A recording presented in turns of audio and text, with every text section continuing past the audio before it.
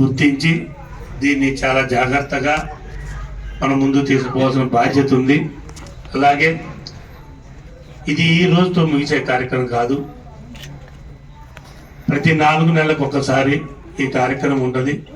ఇప్పుడు మనం ఇక్కడ జరిగే తప్పులు కానీ లేకపోతే ఇప్పుడు మీరు రేజ్ చేసిన క్వశ్చన్స్ కొన్ని ఉన్నాయి. ఇప్పుడు అలాగే గవర్నమెంట్ ఉద్యోగం ఉండి తల్లిదండ్రులు పట్టించుకున్న వాళ్ళు, లేకపోతే ఏదైనా ఊళ్ళో పోయి జీవించడానికి పోయిన వాళ్ళు, వాళ్ళకి మళ్ళా 4 నెలలకు ఒకసారి ఈ పథకాన్ని రివైజ్ చేయడం జరుగుతుంది. ఇది 6 రోజులలో వస్తేనో మనం ఏదన్నా వాళ్ళకి సమాచారం అందించి వాళ్ళకి తీసుకొచ్చి చేసినా పర్వాలేదు. లేదని అంటే మళ్ళీ 4 మంత్స్కి కంపల్సరీ ఇది రివైజ్ అవుతుంది. దీని ప్రకారం అందరూ చేసుకోవచ్చు, దాంట్లో ఎలాంటి ఇబ్బంది ఏం లేదు.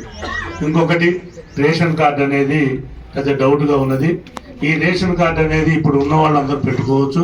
కొత్తగా అప్లై చేసే వాళ్ళకి ఈ నెలాఖరుకు వచ్చే రేపు దసరా లోపే మళ్ళీ దాన్ని కూడా రిలీజ్ చేస్తారు. ఎందుకంటే మన తెలంగాణ ప్రభుత్వం వచ్చి 9.5 సంవత్సరాలు అయినా కానీ ఇంతవరకు కొత్త రేషన్ కార్డులు ఎప్పుడు ఇవ్వలేదు. అంతకుముందు గత ప్రభుత్వం ఉన్నప్పుడు ఇచ్చింది తప్ప తెలంగాణ వచ్చిన తర్వాత మటుకు ఏ రేషన్ కార్డు రాలేదు ఇంతవరకు. అందుకని దాన్ని కూడా పండగ లోపే ఏదో ఒక రోజు మంత్రి గారు ఆల్రెడీ మాట్లాడారు. అలాగే ముఖ్యమంత్రి గారు కూడా దీని మీద సమీక్ష చేసి కొత్త రేషన్ కార్డులు ఎలా ఇవ్వాలని ఇందాక మేడం గారు చెప్పినప్పుడు 99% అయ్యి ఆన్లైన్లోనే చేసుకోవాల్సి వస్తుంది. దాంట్లోనే అట్లా చేయాలి. ఎందుకనంటే ఇప్పుడు మీరు కుటుంబ సభ్యులు ఇందాక అడిగిన డౌట్లు, ఒకే ఇంట్లో 3 ఫ్యామిలీస్ ఉండి దాన్ని ఎట్లా డీలైజేషన్ చేసుకోవాలో అదే రకంగా కంపల్సరీగా దీంట్లో ఆధార్ నెంబర్ ఉంది. ఈ ఆధార్ నెంబర్ ప్రకారం కంపల్సరీ మెయిన్ తీసుకునేది ఆధార్ నెంబర్. ఈ ఆధార్ నెంబర్ కొట్టండి, మీకు బ్యాంక్ అకౌంట్లు ఎక్కడ ఖాతాలు ఉన్నాయి, ఏం వస్తున్నాయి పథకాలు, మీకేం తినేది 5 డిలేట్ అవుతాయి స్టేజ్ మీదనే. మీరు దీంట్లో తప్పు రాసినా కానీ దాంట్లో అవపడుతూనే ఉంటుంది. అందుకని దయచేసి మనకు నిజంగా ఏదైతే అవసరం ఉందో దాన్ని టిక్ చేయండి.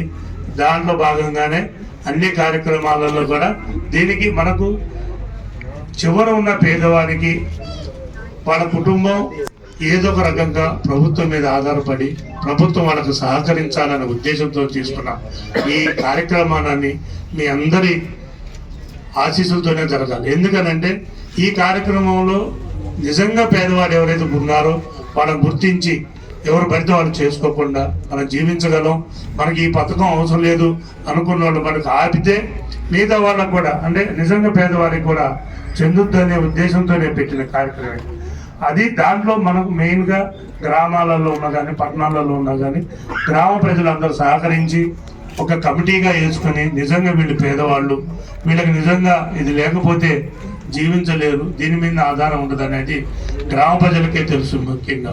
ఎందుకంటే ఆఫీసర్ల దగ్గర వస్తారు, కౌంటర్లు మీరు ఇచ్చినవి తీసుకుంటారు, వెళ్ళిపోతారు కావు. కానీ అవన్నిటికి సహకరించాల్సింది ఎవరు? గ్రామ ప్రజలే. మీ గ్రామ ప్రజలు కనుక కరెక్ట్గా దీన్ని గ్రామ కమిటీ వేసుకొని గ్రామ ప్రజలందరూ నిజంగా వీళ్ళు పేదవాళ్ళు, వాళ్ళకి ఇది సహకరిస్తే మంచిది మనం కూడా అని కనుక చేస్తే మనకు గ్రామ అభివృద్ధి జరుగుతుంది.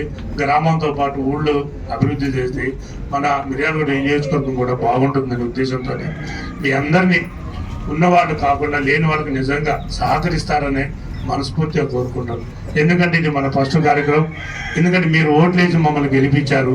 మేము మీ దగ్గరికి వచ్చే ఈ కార్యక్రమాలు మొదలుపెట్టాలనే ఉద్దేశంతోనే ఈ ప్రజాపాలన రేవంత్ రెడ్డి గారు మొదలుపెట్టారు. దీనికి అందరూ సహకరించండి. అలాగే కౌంటర్లు ఏవైతే ఉన్నాయో, ఎందుకంటే మనకు 8 రోజులు టైం ఉంది. నేను ఒక రోజు వెళ్ళి ఇవాళ నుంచి ఇంకా 7 రోజులు టైం ఉంది. మధ్యలో 31వ తారీఖు 1వ తారీఖు సెలవు ఉంది. మళ్ళా తర్వాత 5 రోజులు కంటిన్యూషన్ ఉంటుంది. ఎవరు తొందర పడకుండా, ఎందుకంటే కరోనా కూడా వస్తుంది బయట, అది కూడా మనం గమనించుకొని ఆరోగ్యం కూడా చూసుకోవాలి. కాబట్టి ఎవరు తొందర పడకుండా సోషల్ డిస్టెన్స్ పాటిస్తూ ఆఫీసర్లతో సమన్వయం చేసుకుంటూ ఏదైనా అర్థం కాకపోతే వాళ్ళ దగ్గర కూర్చొనైనా లేదా ఎవరైనా చదువుకుంటే, ఎందుకంటే చాలా ఈజీ అప్లికేషన్ ఇది, ఆ వాళ్ళకి మనకు సమన్వయం చేసుకుంటూ పోతే తొందరగా పూర్తవుతుంది.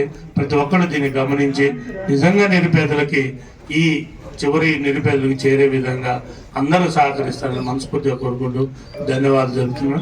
అక్కలపాడు గ్రామ ప్రజలు నిజంగా కాంగ్రెస్ పార్టీ బిఎల్ఆర్ బ్రదర్స్ హస్తం గుర్తుపై ఓట్లు వేసి అత్యధిక మెజార్టీ ఇచ్చినందుకు మీ అందరికీ కృతజ్ఞతలు తెలుపుతూ మరలా 4 నెలలకి ఏదన్నా తప్పులు ఉన్నా కానీ ఏదైనా కార్యక్రమంలో వాళ్ళకి రాలేదు అనుకున్నప్పుడు మనకు కంపల్సరిగా మళ్ళీ 4 నెలలకు ఒకసారి వస్తున్నారు.